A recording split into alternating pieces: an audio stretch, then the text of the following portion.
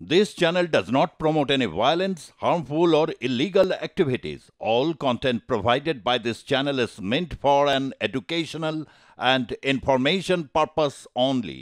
অবশ্যই মমতা ব্যানার্জির লোকেদের যারা দুর্নীতি করেছে তৃণমূলের এটা হাজারবার তৃণমূলের যারা খুলে আম দুর্নীতি করেছে আমারও অফার এসেছিল টাকা দেওয়ার জন্য। সবাই চুপচাপ ছিলাম, এবারে মরণ কামড় দিয়েই তারপর মরবো।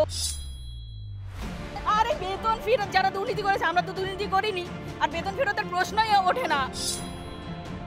সারা জীবন কি মানুষ পড়াশোনা করতে পারে? এখন বলছে রি এক্সামের কথা। আপনারাই বলুন তো, পারবেন তো মাধ্যমিক পরীক্ষা দিতে? মানে এটা খুলে আমি জানি, আমি প্রমাণ দেব কোথায় কোথায় টাকা নেওয়া হয়েছে, প্রমাণ দেব কারা চাকরি পেয়েছে টাকা দিয়ে। কেন এগুলো কোথায়? যারা সরকার তারা যদি দুর্নীতির সাথে যুক্ত থাকে, আমাদের দোষ কোনটা? আমাদের যে আমরা অন্যায় করিনি, দুর্নীতির সাথে হাত মেলাইনি, তারপরে আমরা যে এইখানে এসছি, এই যে অবশ্যই মমতা ব্যানার্জির লোকেদের যারা দুর্নীতি করেছে তৃণমূলের এটা হাজারবার তৃণমূলের যারা খুলে আম দুর্নীতি করেছে আমারও অফার এসেছিল টাকা দেওয়ার জন্য। আমি যাইনি। তৃণমূলের লোকেরা নাম বলে দিতে পারি কারা কারা তুলেছে, না আমি নাম বলবো না। এখন সময় আসবে সব মরণ কামড়। এতদিন কি আমরা সবাই চুপচাপ ছিলাম? এবারে মরণ কামড় দিয়েই তারপর মরবো। মরে তো যাবো, এছাড়া এইভাবে আমরা বাড়িতে তো আর ফিরতে পারবো না।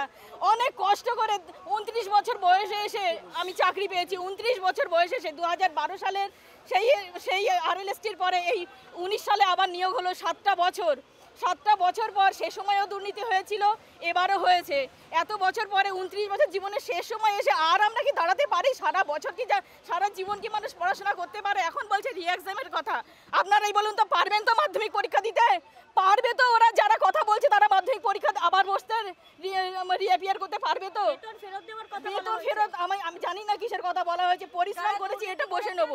আরে বেতন ফেরত যারা দুর্নীতি করেছে, আমরা তো দুর্নীতি করিনি, আর বেতন ফেরতের প্রশ্নই ওঠে না। আমরা যা সার্ভিস দিয়েছি আমাদের স্কুলে, আমাদের স্টুডেন্টদের কাছ থেকে খবর নিন। খাতাও দেখেছেন, মাধ্যমিক উচ্চ মাধ্যমিকের খাতাও তো আপনারা আমার এখনো আনফরচুনেটলি বলুন, ফরচুনেটলি বলুন, আমার কাছে এখনো আসেনি খাতা, আমি এখনো পাইনি। বাট অনেকেই পেয়েছে, আমার সহকর্মী যারা ছিলেন তারা পেয়েছেন। এখন আমরা কি করব? আপনাদের কি মনে হয় আপনাদের এই যে এই জাজমেন্টটা হলো, আমাদের দোষটা কোথায় বলুন তো? এই যে এতদিন আমরা শুনছি যে নিরপরাধীর শাস্তি না হোক, আমাদের কোন দোষে শাস্তি দেওয়া হলো আমাদেরকে? এর জন্য আমরা কার কাছে যাব?